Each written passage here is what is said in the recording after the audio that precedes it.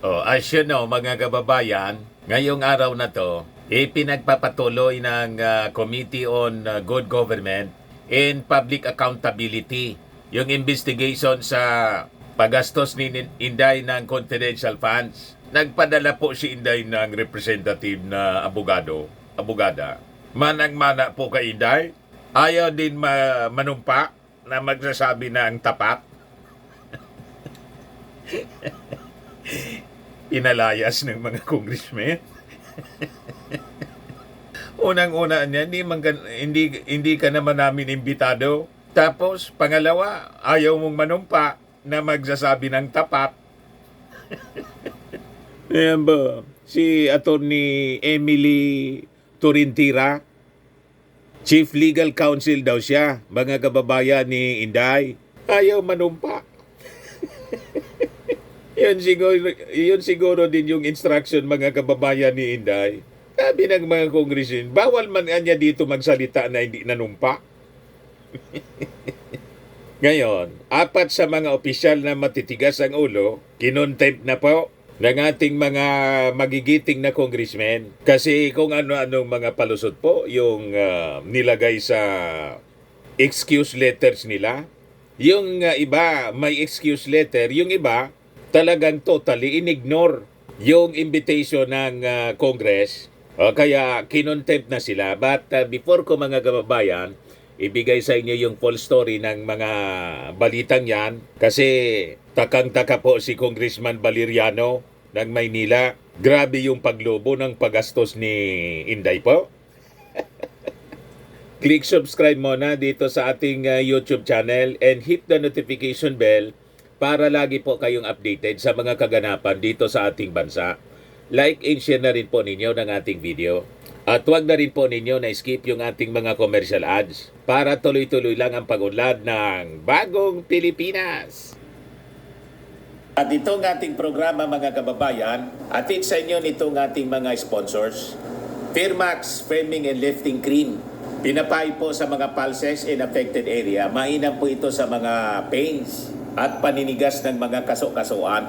Ito sa mukha naman yung application, anti-aging, Automax po siya. Ito ay Glow Zero mga kababayan. Whitening po siya. Made in South Korea. Ito naman po, Nengxia Red Mix Fruit Drink. Gawa po siya sa goji berry. May anti-cancer properties po siya. At sa mga naghanap po ng malinis and spacious fitness gym, pumunta lang po kayo sa aming Colossal Fitness Gym. May Grab car rental din po kami. At bills payment po sa aming office. At saka sa mga mahilig po sa mga imported bags, manood po kayo sa live selling ni Madam Eileen Rosales sa kanyang Eileen Closet po. Pati mga shoes, ito yung kanya po. Ito yung kanyang page.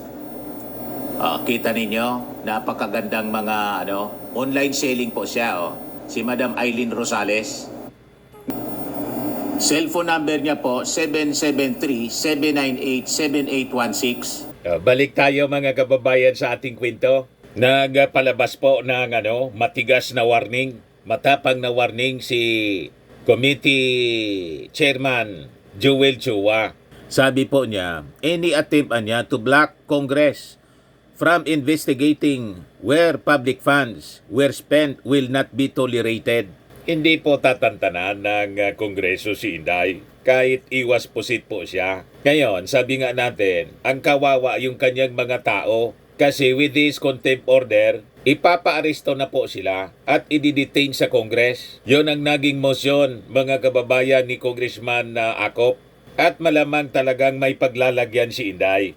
So sabi dito sa balita, the House Committee on Good Government and Public Accountability Chairperson at saka Manila 3rd District Representative Joel Chua expressed frustration over the continued absence of key OBP officials as the committee resumed its investigation into the use of funds ng OBP at saka ng DepEd during the term of BP Inday. Sabi ni Chua, unfortunately in the past hearings, all the public officials involved in the utilization of OBP's funds, including its confidential funds in 2022 and 2023, have not graced us with their presence.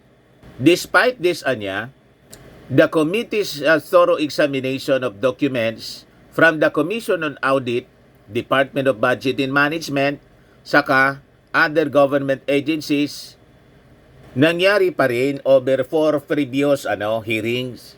Pero, importante anya ang direktang sagot galing sa OBP, lalo na anya sa paggamit ng confidential funds. What we needed were answers from the OBP and those persons involved in the utilization of public funds, particularly the confidential funds of the OBP and DepEd, sabi po ni Chua.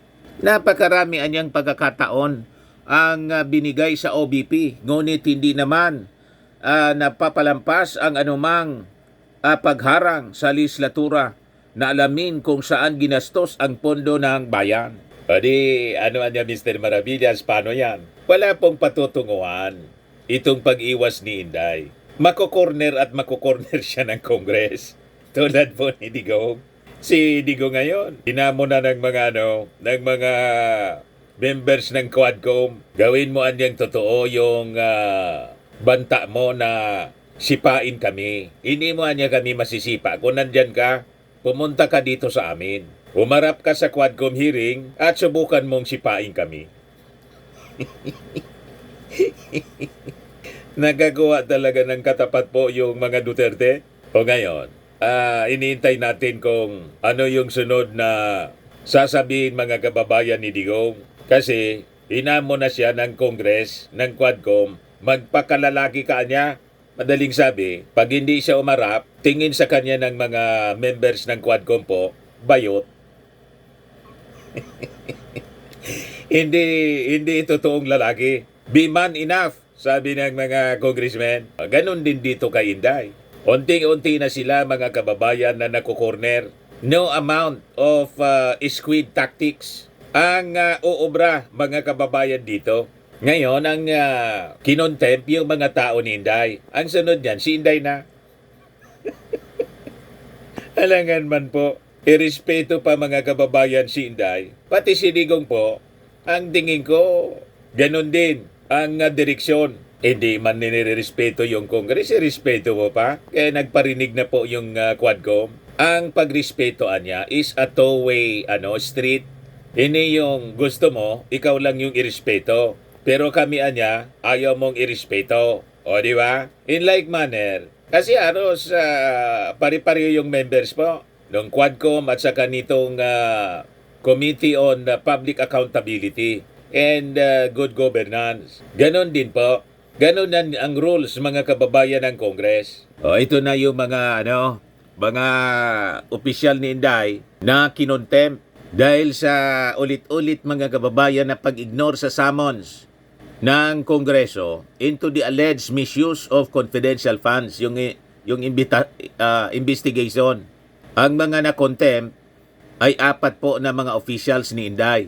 OBP Assistant Chief of Staff and Bids and Awards Committee Chair Limuel Ortonio, Special Disbursing Officer Gina Acosta, former Department of Education Assistant Secretary Sunshine Fajarda, at saka si former Special Disbursing Officer Edward Fajarda. The committee approved a motion to keep them in detention until the final report is submitted to the plenary. So ipaparesto na po sila. Wanted sila, puganti ngayon. Tulad mga kababayan ni Atty. Harry Roque, pugante. Kaya pag tiningnan ninyo po, pinanood ninyo yung mga videos ni Atty. Harry Roque, nangingitim na po yung mata. Parang hindi na po natutulog ng maayos. At lalong nangayayat po. Hindi na po siguro makakain ng maayos. Unang-una, hindi siya makapaghanap buhay. Kasi nagtatago. Hindi man po pwede na bambuhay ka magtatago. Iyon din po ang mangyayari dito sa mga opisyal ni mga opisyal ni Inday. At mismong si Inday. Pasasaat, aabutin sila mga kababayan ng kamay ng batas. Di ba? No one is above the law. O ito po, mga kababayan, si Attorney Emily Torinteria, OBP Legal Counsel po, pinalayas. Pinalayas siya. Hindi ayaw mo manumpa na magsabi ng tapat. Bawal ka niya dito. O ito po, mga kababayan, lahat take os. Siya ayaw mag-take os. Unang-una, sabi ni Congressman Paduano, hindi ka man niya imbitado rito. Bakit ka niya pumunta rito? Pagkatapos, ayaw manumpa po. Panoorin natin, mga kababayan. Do you Ayan. swear to tell the truth, the whole truth, and nothing but the truth in this inquiry, Your Honor? I do. The oath has been administered for the resource persons, Ms. Rabago, Mr. Tenido, Attorney Sanchez, and Ms. Villa del Rey. However, Attorney Emily Torrentira refuses to take her oath, Your Honors. Ayan. Ayaw. Parang si Inday man, ka Inday. Chairman, I'm just wondering why attorney, what's the name of that that person? Attorney Emily Emily Torrentira, Your refuses to Honor. raise her hand for the oath taking. Can we ask her why she refuses to take her oath?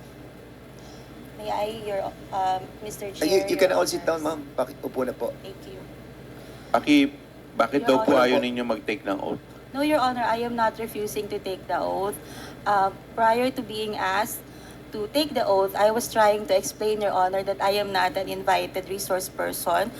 Second, that I have only been asked now to explain why there was no receipt for subpoena for the persons who are not present here.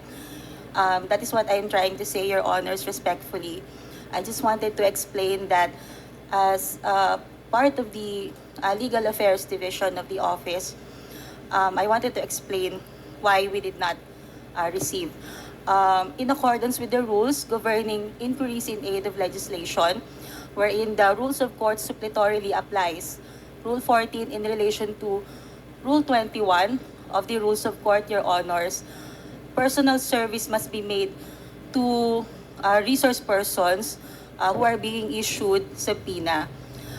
With that, Your Honor, they being not present in the office at that time, no person can receive on their behalf, and hence there will be no proper service. Respectfully, Your Honors.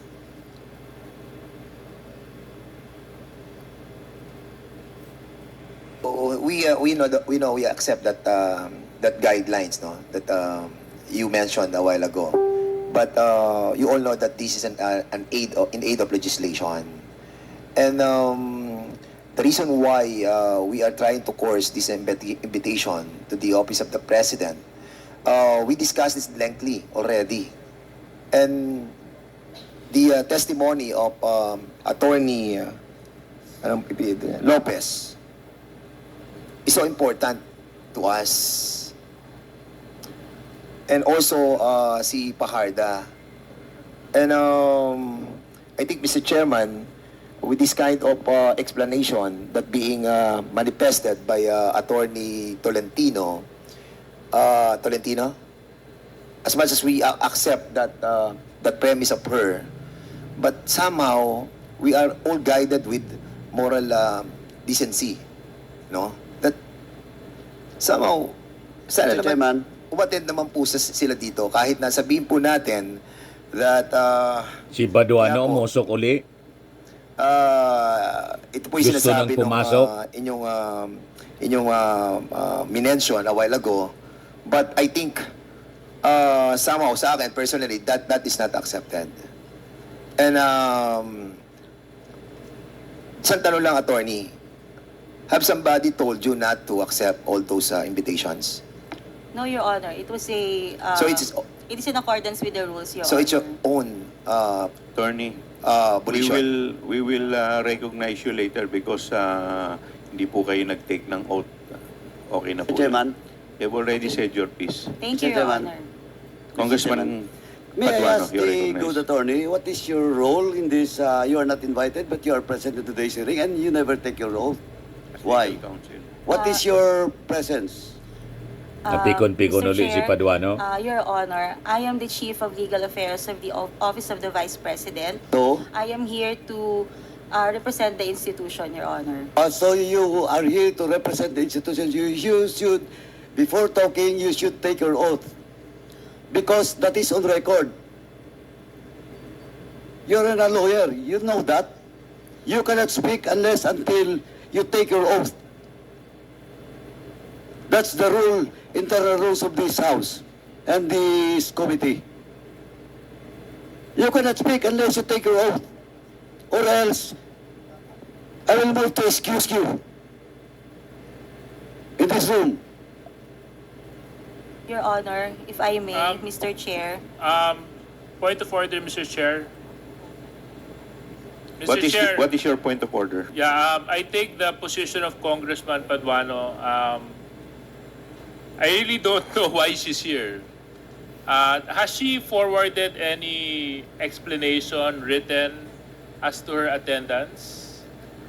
Hindi, Mr. Comsec. Chairman, No, Mr. Chairman, Mr. Chairman. Mr. Chairman, a while ago, she was trying to tell us that she is the representative of the Office of the Vice President. And if you are the representative of the Vice President, you have this reason to take your oath as well. Yeah, but other than that, Mr. Chair, before we can even proceed to asking her to take her oath, has she communicated officially to the committee that she is indeed representing the Office of the Vice President? Is there any letter that whereby Attorney Tolentino is given authority to represent the Office of the Vice President, Comsec? None, Your Honor. Did you submit your authority? If I may, Your Honor, Yes, respectfully. please. Mr. Chair, can we just call for a 5-minute suspension? Kausapin muna natin kung ano ba talaga kasi So, in-excuse na po. isang individual na nagpakilala Madaling na sabi, Attorney Tolentino. pinauwi. Yun lang po, Mr. Chair. Thank you. Unang-una, hindi man siya imbitado. Pangalawa, ayaw man mag-take oath. Manang-mana ka, Inday po. O ngayon, balikan natin mga kababayan yung mismo ng investigation. T23, sir, yes. Few consultants only. More on contract of service personnel, Your Honor. Again, For consultancy, Your Honor, only few consultants were hired. Most charges under the professional services are from personnel under contract of service. Contract of service. Tapos, bakit po kayo nag-hire ng auditor kung mayroon namang COA? Ano pang ino-audit po ron? No, sir. Hindi po kami nag-hire ng auditor. Ang auditing services po na nandito is for the expenses incurred ng COA resident auditor sa OBP. Okay. Mr. Chair, habang umuusad ang ating discussion tungkol sa pagwaldas ng OBP ng pera ng taong bayan, Pagwaldas? dumarami ang mga katanungan at ni isang sagot o paliwanag ang ating hindi natin nakukuha. Kagaya nito, gumastos ng mahigit 44 million ng OBP sa other professional services na hindi man lang pinangalanan ng OBP. As far as I am concerned and I believe the Filipino people agree, is that aside from auditing and consultancy services, no other professional services needed be.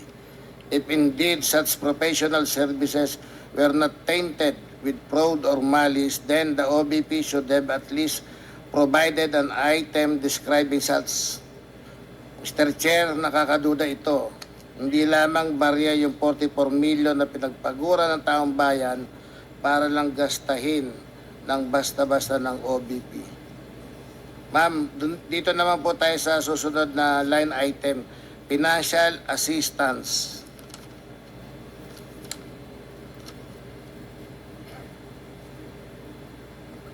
Sa 2022 ang nakalaan na budget para dito ay halagang 357,600,000. Tama po?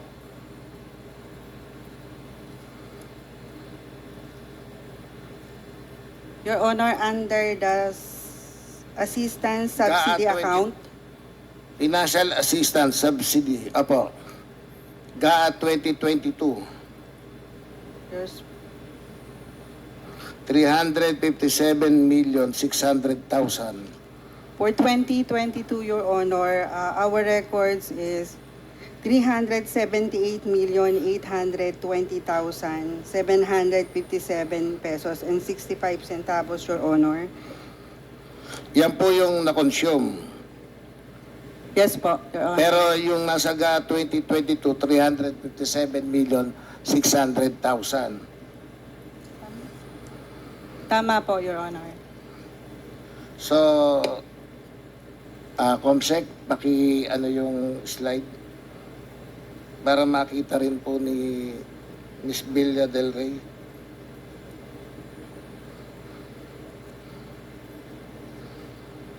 Ayon sa note to financial statement for 2022, yung assistance subsidy amounted to 378,820.6 for the year 2022. The assistance subsidy was broken down as follows. Ayan, ma'am. On the other hand, under note 18.18 of the notes to financial statement, subsidies other consisted of the following. Comsec, merong, ayan. Medical, burial assistance, ayan ma'am, tuloy-tuloy na yan. Mr. Chair, once again, an examination of the figures clearly indicates that the OBP exceeded its budget allocation for 2022 on the item of assistance subsidy. While OBP extended assistance and provided subsidies in the form of financial, medical, burial, educational, and livelihood assistance, it cannot go unnoticed that the OBP must be limited to the budget allocated for this specific purpose. The sole discretion on the part of the OBP cannot be misconstrued to be an act of liberality or generosity, as it cannot decide whimsically on how to spend the people's money, especially considering that it is beyond what is allocated. Sumobra? Again, it appears that the OBP exceeded its budget allocation for year 2022. Tama po ba, ma'am? Mr. Chair, may I be recognized? 357,600,000 yung nasa GAA, ang nagamit 378,820,757. What is the pleasure of Attorney Sanchez? Mr. Chair, may I be recognized to respond to the question, Your Sige Honor? po. Sige, you are recognized. Yes, thank you, Mr. Chair. Mr. Chair, for 2022, we received a supplemental budget from the DBM covering financial assistance and subsidy, Your Honor. In addition, Mr. Chair, under the GAA, the government agency has the authority to modify a certain amount of up to a certain extent its budget, provided that we stay within the PAP of the account, Your Honor. Hindi ma'am, wala naman pong problem doon. Sinasabi ko lang po, nung GAA 2022, ang original budget is 357,600,000. Ang na-consume is 378. May supplemental pero kinulang talaga yung 357. Tama po? Yes, Your Honor. Ano ulit yung proseso sa paghahanda ng budget allocations? Ma'am, si Miss Villa Del Rey ulit. Ma'am, ano ang proseso sa paghahanda ng budget allocation? Miss Villa Del Rey. Your Honor, based on historical data, Based on historical data. Sino-sino yung mga taong involved sa decision making o sa approval? CBP. Your Honor, Sino-sino pa yung mga taong involved sa decision making o sa pag-approve ng budget? For the project proposal, Your Honor, It's the it Vice is President. not only the Vice President, we have the Budget Officer, we have the Planning Officer, and with the Director for APSO, and also the top management, Your Honor. For the year 2023, the budget allocated to financial assistance subsidy ay tumasa halagang 920,800,000. This is almost 157% increase o halos 2 times na increase po ito. Tama, ma'am?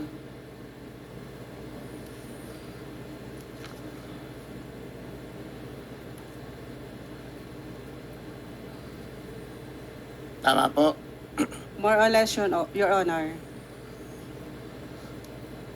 Again, ma'am, kindly give us an explanation as to why the amount allocated for this line item in 2023 differ substantially from the amount allocated to and actually spent by the OBP in 2022. Masyadong malaki. Yes, Your Honor, because of the creation of the new satellite offices. Yes, sir. And the implementation Of your of project. medical and burial assistance also to be implemented in satellite offices, not only in central office, and also other projects under the subsidy account, Your Honor. So that is the reason kung bakit substantial increase yung budget from 2022 to 2023. Tama po? Yes, Your Honor. Ito naman tayo sa representation expenses, ma'am. Under the GA 2022, the OBP was allocated an amount of 29,752,000 in representation expenses. Ayon sa Note 18.19 of the Notes to its financial statement, these representation expenses refer to expenditures for the representation expenses of the Vice President, including regular and special meetings, including local security augmentation during travel of the Vice President in the provinces. Tama? Tama, ma'am? Tama po, Your Honor. Mr. Chair, I understand that the representation expenses are incurred when the Vice President attends regular and special meetings, including the security details she needs while she travels. It seems that as if the OBP through the item of representation expense is charging a talent fee in every meeting she attends. This is Matindi. akin to a talent fee paid to a celebrity for every public appearance or guesting in TV show. This absurd, Mr. Chair, again. Public office is public trust. Holding a seat in government, the second most powerful in the country to be exact, is not a golden ticket to spend mindlessly. For 2022, ayon ulit sa note to financial statements, it appears that representation expenses of the OBP amounted to 16,757,436,000.88, noticeably below the budget allocated for this item for 2022. Tama, ma'am? Ibig po ba sabihin hindi nagastos lahat ng budget allocated for representation expenses? Yes, Your Honor. 16. Meron pong 12,994,563.12 na hindi ginastos ng OBP for representation expenses noong 2022. Tama, ma'am? 12,994,563.12.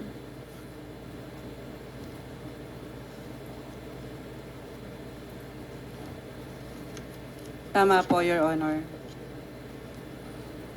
Nevertheless, despite the fact that OBP did not spend what it anticipated to spend in 2022, sa GAA 2023, ang nakalaad na budget for representation expenses became 79,310,000 or an increase of approximately 168% from last year's budget. Ano po yung basihan nyo rito?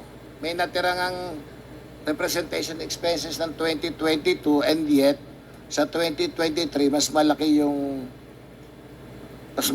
request nyo, 168% compared to 2022. Sige.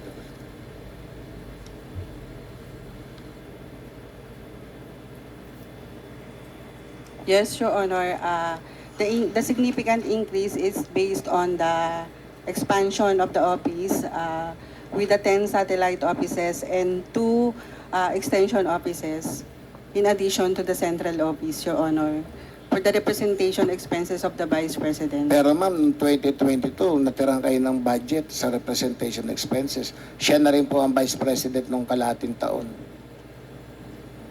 Yes, Your Honor, it was added to the 2023 GAA as continuing appropriation. Sige, siguro Mr. Chair, tuloy ko na lang for second round. Medyo mahaba na yung tanong ko. Thank you, Mr. Chair. Thank you, Madam. Thank you, Congressman. Sa mga naghanap ng malinis and spacious fitness gym, pumunta lang po kayo sa aming Colossal Fitness Gym. We also offer Grab Car Rental with our brand new 2023 model ng Toyota Innova. We also accept booking for those who are planning to travel via PAL, Cebu Pacific, and other airline companies, local and international, and bills payment for Meralco Bills, PLDT, Aleco Bills, etc. Ang Colossal Fitness Gym is located at 3rd floor Security Bank Building, Landco Business Park, Legazpi City, Albay. For inquiries, look for Chilon Maravillas. Contact number 0966-802-0949. Yan yung aming Innova. Lagi na pong matao sa amin. Pati mga foreigners po, tingnan ninyo, mga British tourists sila. Ang lalaki ng katawan na, mga kababayan, nag-gym sa amin. Ito naman po, Indian National. Ito mga mga European sila. Ito naman yung bago naming product na binibenta online, iGlow Serum. Whitening po siya galing sa South Korea. Tingnan ninyo yung epekto sa aking anak na architect entrepreneur, Riz Maravillas. For inquiries, look for Riz Maravillas on FB. Ito naman po, Firmax Firming and Lifting Cream. Pinapahid po ito sa mga pulses and affected area. Mainam po ito sa mga pains at paninigas na mga kaso-kasuan. Ito po, Automax Radiant Serum. Sa mukha naman yung application. Anti-aging po siya. You will look 10 years younger than your age. Sa mga cancer patients naman po, baka lang gusto ninyo itong itry. Nengxia Red Mix Fruit Drink. Hindi man po siya gamot, food supplement siya. Kaya lang, gawa siya mga kababayan sa goji berry. Yung goji berry may anti-cancer properties. Yung mga inquiries ninyo, dumiretso na lang kayo sa aming messenger sa Facebook para masagot namin agad. Ayos po. Ako po si Dante Maravillas. Bye-bye. God bless.